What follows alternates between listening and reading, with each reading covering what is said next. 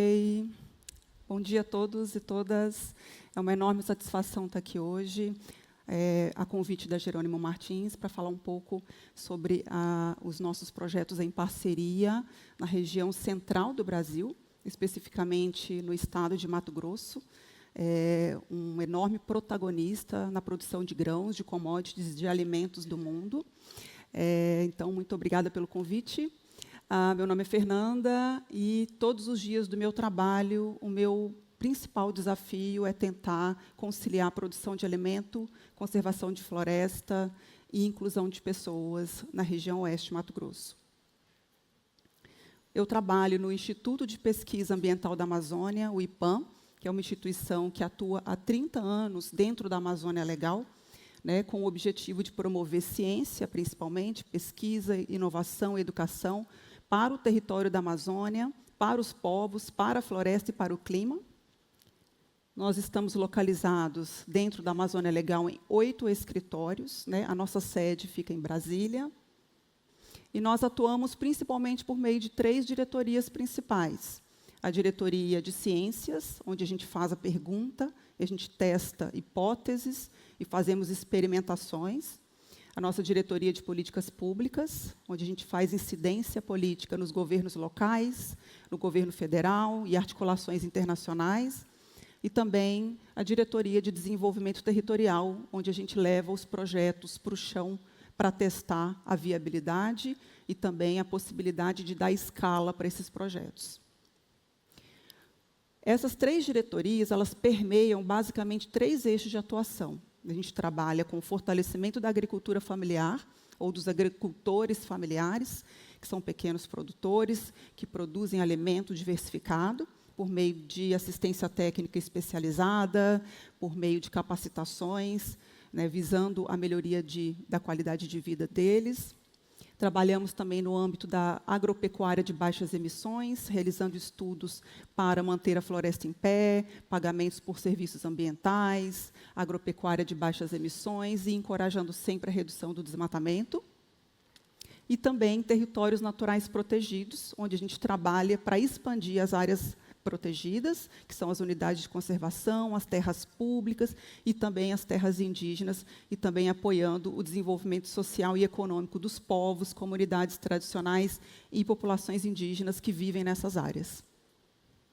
Bom, e como é que a gente conecta, então, a nossa área de atuação com o objetivo dessa apresentação? Então, acho que é importante a gente trazer para o centro da discussão, principalmente, um dos nossos maiores desafios globais que nós temos hoje em dia, como já mencionado pelos palestrantes anteriores, onde a gente não pode dissociar a produção de alimentos de conservação de floresta.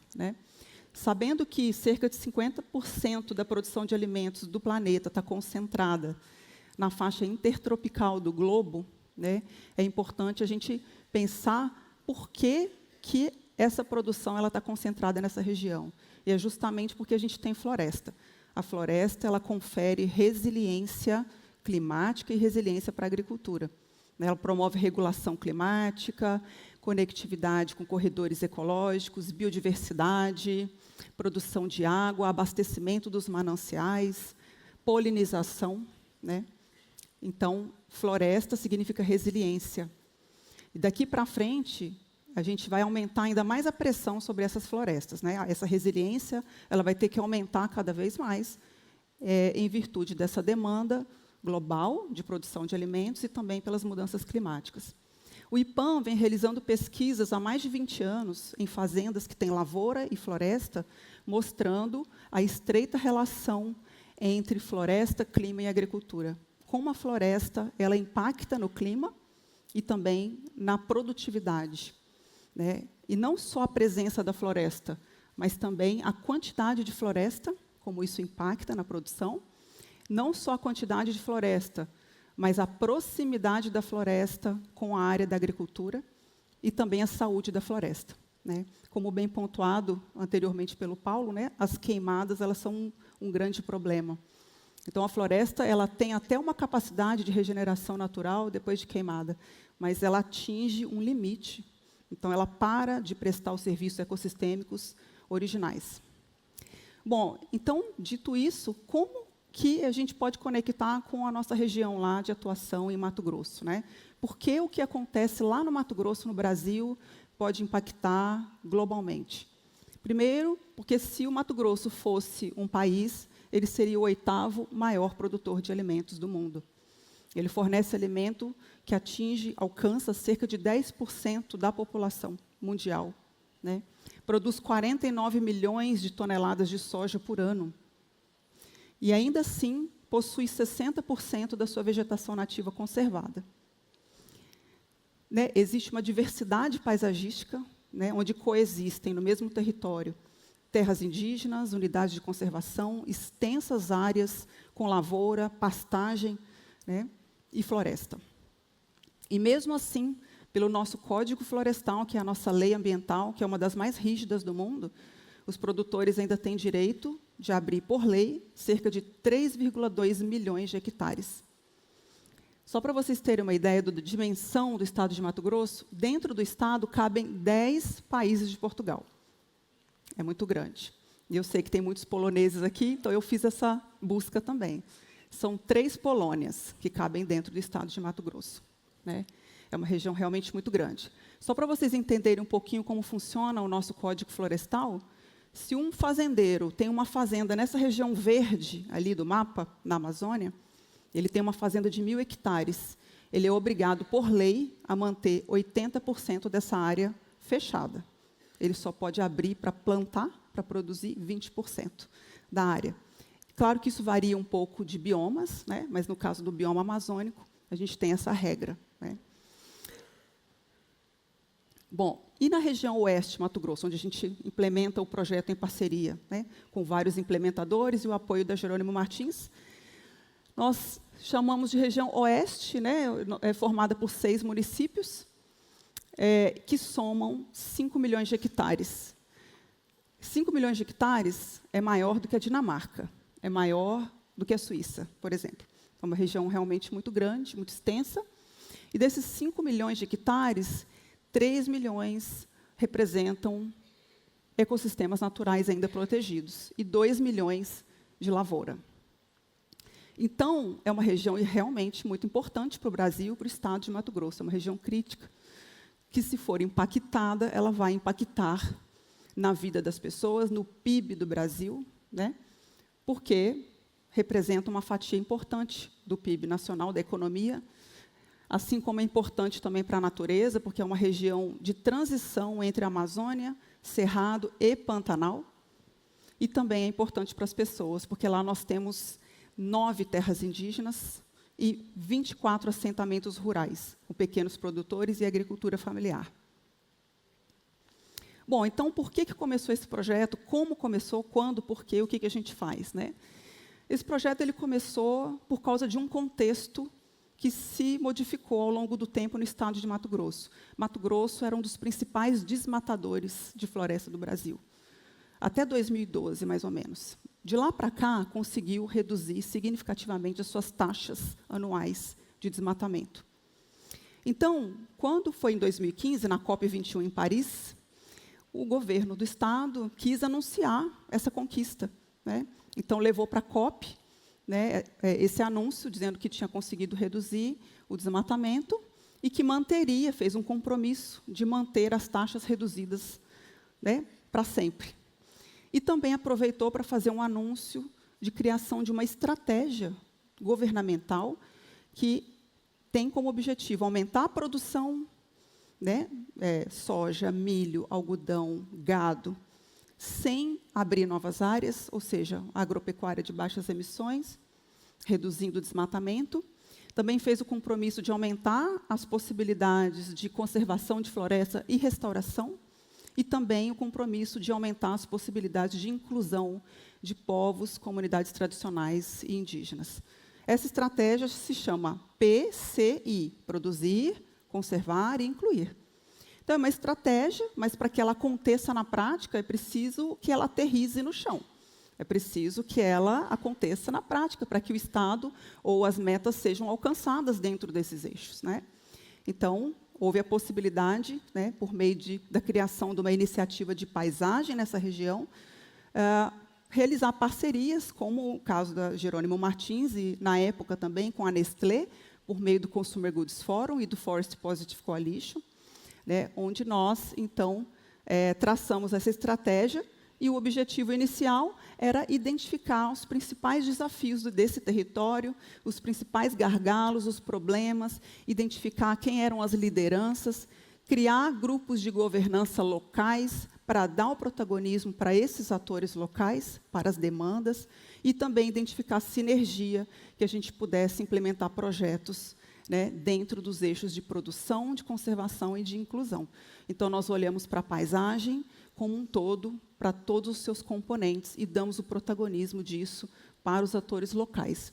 De lá para cá, a gente foi ampliando a nossa área de atuação, ampliando a rede de parceiros, de apoio, né, entregando resultados, e continuamos também na busca, né, por recurso para continuar entregando impactos positivos, né, e também ampliamos a nossa quantidade de objetivos, aí, tentando alcançar cada vez lugares mais altos e melhores, e aumentar a capilaridade também desses resultados no território.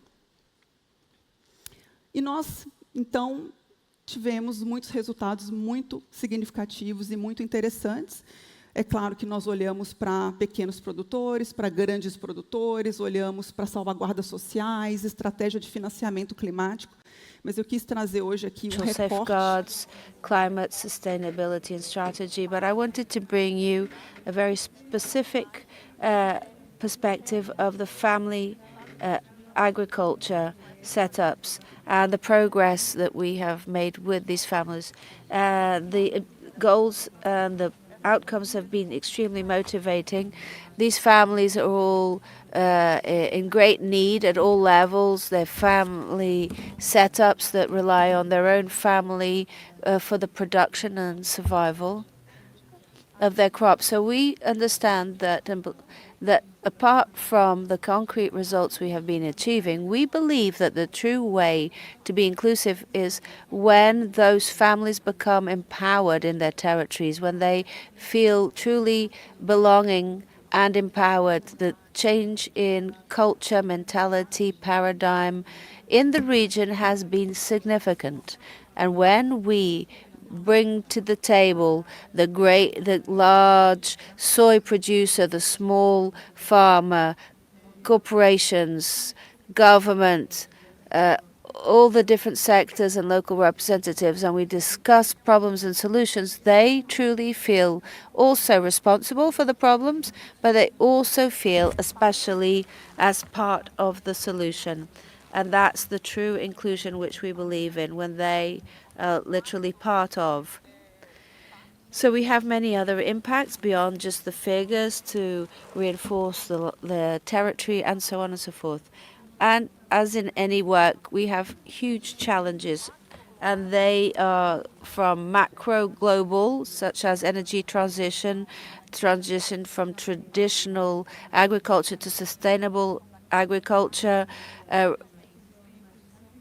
climate change, and we also have specific Brazilian issues, such as recovering 12 million hectares of forests to restore it. We have the Mato Grosso challenges, and we have the producers' challenges. So the challenges that producers face within their own property perimeters. And we have, obviously, the most vulnerable communities are always the small farmers, the local family setups, the indigenous and traditional peoples. And the challenges are for all to leverage long-term projects, because all of these smaller producers need support from beginning to end. We help and assist them in all of the stages from sowing to harvest, and all of those stages from production to supermarket shelves, they need a lot of support, and it's a big bottleneck to be able to support the producer for longer, so that then these producers can do the journey on their own and can ensure that they have a safety blanket and a source of income for their families. We have producers who don't have water resources, for instance. In Mato Grosso, we have 6 months of the wet season and 6 months of dry season. And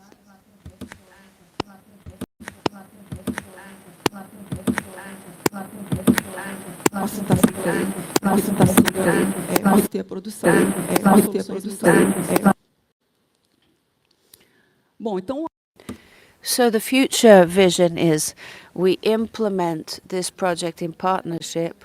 We are 4 partnership organizations headed by IPAM, also by the PCI, Produzindo Certo, and ProForest, and the 4 of us, we have drafted a long-term proposal looking at the territory and looking at the different demands.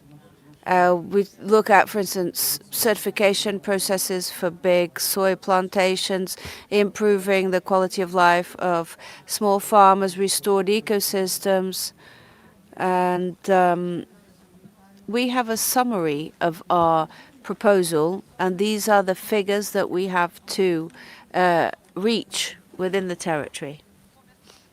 So we have in the green the first results following the first support we received from Jerónimo Martins and Nestlé. We have since renewed our contracts, attracting more resources. New partners have come on board.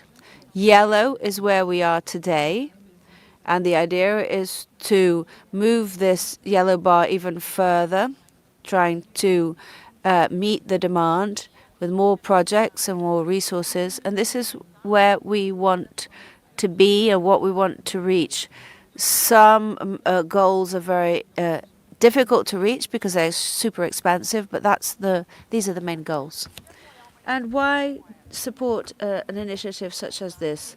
It's a landscape initiative which is based on a government strategy and which has been referenced as a success within the global landscape initiatives. It's becoming quite a mature project within the global initiative scope.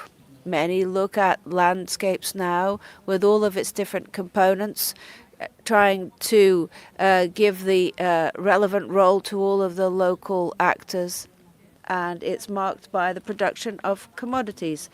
And having said this, I'd like to leave you with a final message. It's impossible to separate production from conservation and the inclusion of communities.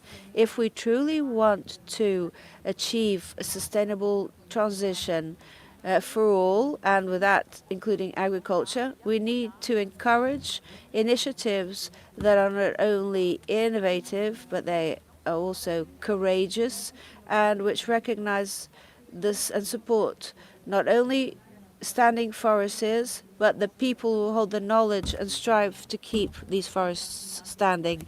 Once more, thank you ever so much for your invitation. I am here for any questions you may have.